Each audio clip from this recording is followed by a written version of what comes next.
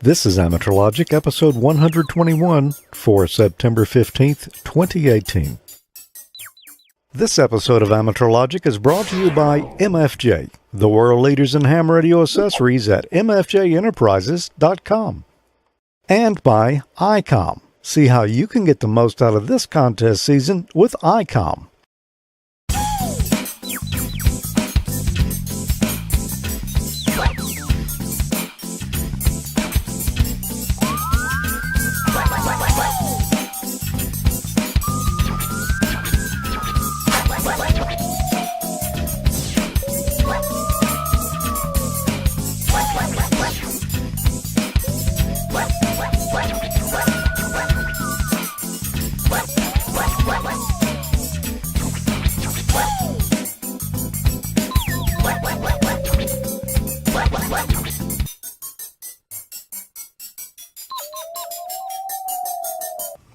Well, Huntsville Hamfest was a lot of fun this year, and this whole show tonight, there's going to be some strange things or unusual things. Like that's something new. Yeah, well, some unexplainable things tonight. This one, I'm sure you could explain it if you knew all the background on it, but hey, it's supposed to be 95% effective. Yeah. That's what they said. It looks like something that I could use. Have you ever heard of a tornado alert, Emil? No, but it sounds intriguing. We've got Mickey Lee here from Early Alert. They do real-time weather management. Mickey, it is good to see you at Huntsville Hamfest this year. Tell me, what is it that Early Alert does? Well, George, glad to be here.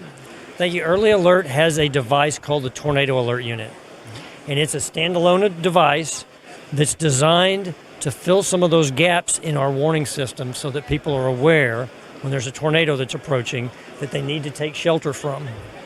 So does this receive from NOAA Weather Radio, or how does this work? No, it is not a NOAA Weather Radio. It's actually its own device. It's a detector in itself. It has a antenna in it that detects the electrical and electromagnetic energy emanating from a thunderstorm in their locale. It has about a 30-mile range, and it's really designed to give that early warning that other systems and other sources of warning don't allow. So with that data, it can actually detect that there's a funnel cloud in the area or a severe thunderstorm or what? Exactly.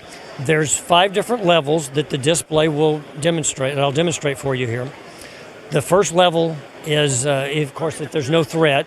But the first level of detection is lightning. It'll actually show you how far away that source of energy is within that 30-mile range. So whether it's 5 miles, 10 miles, 15 miles away. The next level is a thunderstorm that's not severe. But when it goes to the next level is severe thunderstorm. And it'll actually sound an alarm that you hear, the audible alarm, as well as a strobe light for people that are deaf. But it's designed to make sure people are aware of that approaching threat. So think of the smoke detector in your house. It's a passive device that's simply there to detect the danger and then warn the occupants of the house. But this could be in any building or any location. But it's really there to make sure, regardless of whatever other systems there may be for warning, that they're aware. So if there's communication failures, if there's power outages, if the Weather Service never actually issues a warning, or if they're too late, or if they've only issued a severe thunderstorm warning when there's actually a tornado, this device will ensure that the people in that, the occupants in that house or in that building are aware. So let me get this straight now. Does this unit predict or actually verify there is a severe thunderstorm or different levels of thunderstorm? Can it differentiate or identify a tornado within that? Right. It can. Yes. So as it cycles up, it'll go to severe thunderstorm, and then the next level is tornado risk, which would be a tornadic thunderstorm that's capable of producing a tornado. And then that final level that it will display or it will alarm for is a tornado, actual tornado. And each one of those has a different signature that antenna is picking up, and that the microchip in here is assessing and determining that level of severity is in range of the location of the device. So how much does a unit like this cost? Our regular price is $84.95. So you're not dependent on the National Weather Service forecasting and you actually being able to pick up the radio signals. This is just looking at the raw weather out there and determining this on its own. Exactly. It's a complete standalone device. It's really designed to augment all that other weather information that you have or may not have. If the communications break down, if a power outage, if there's a failure of the weather service, maybe you're in a gap in the radar zones, in between radars. There's a lot of reasons why the warning system may not work in a given instance or in your location. This will cover all of those gaps. Wow, well that is fantastic. Now, rechargeable battery? It's got a backup battery. It's an AC power supply with a backup battery so that even if there is a power outage, it will continue to function.